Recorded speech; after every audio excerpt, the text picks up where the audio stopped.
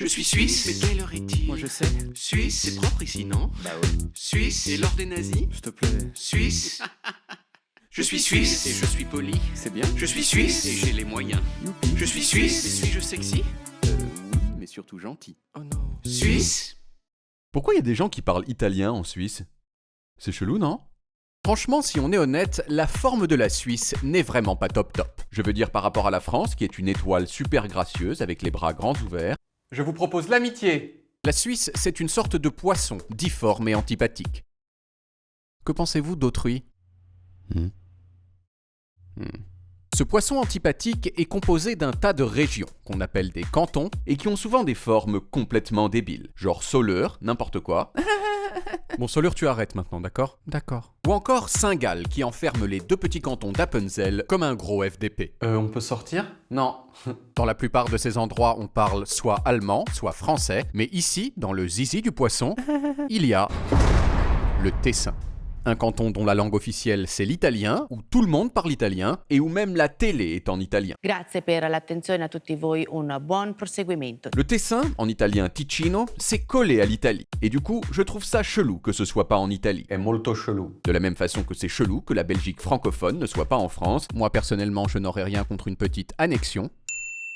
Franchement, je pense que c'est mieux comme ça. Pour tout le monde.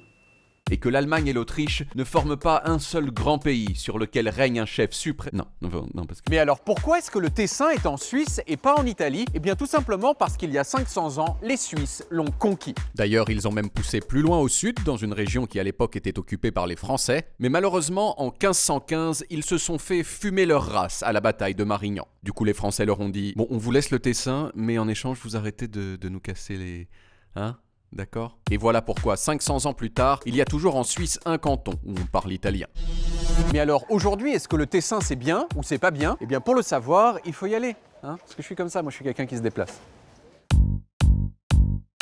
Moi, quand je suis arrivé au Tessin, j'ai lu des articles de journaux qui disaient tous en substance la même chose. Le Tessin est une terre de contraste. Alors au début, je voyais pas trop ce que ça voulait dire, mais finalement, j'ai pu identifier plusieurs contrastes que je vais vous exposer successivement.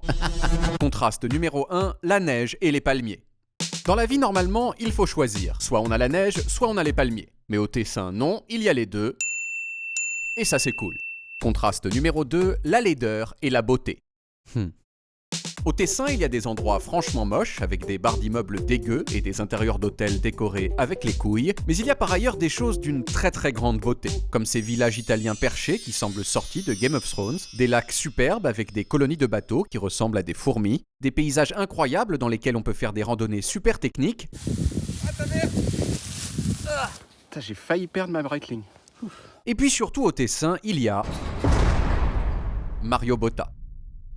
Mario Botta, c'est l'un des architectes les plus connus du monde. Il fait généralement des bâtiments soit complètement ronds, comme celui-ci sur lequel j'ai passé ma main à la manière de Russell Crowe dans Gladiator,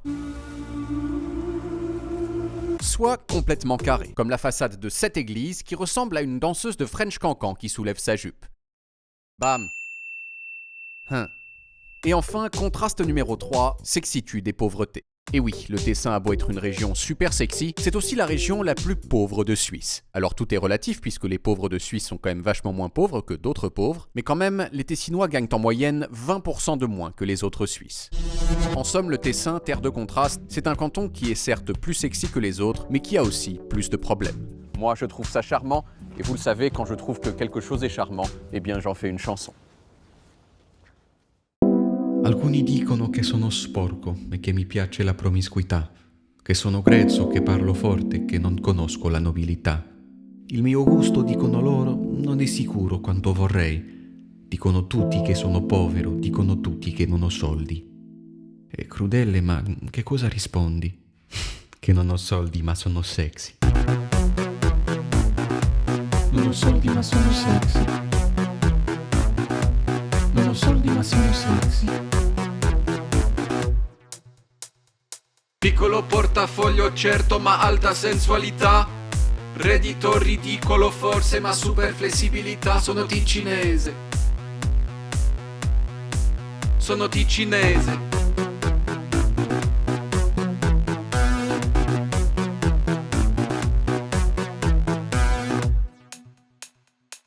risorse limitate sì, a volte dolore fiscale, ma sempre saldo i debiti con conoscenza carnale. Sono ticinese.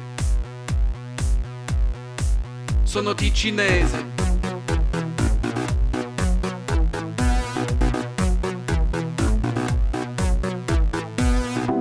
Meno affidabile dei tedeschi, meno raffinato dei romani, meno chic di altri svizzeri, ma più scopabile di loro tutti.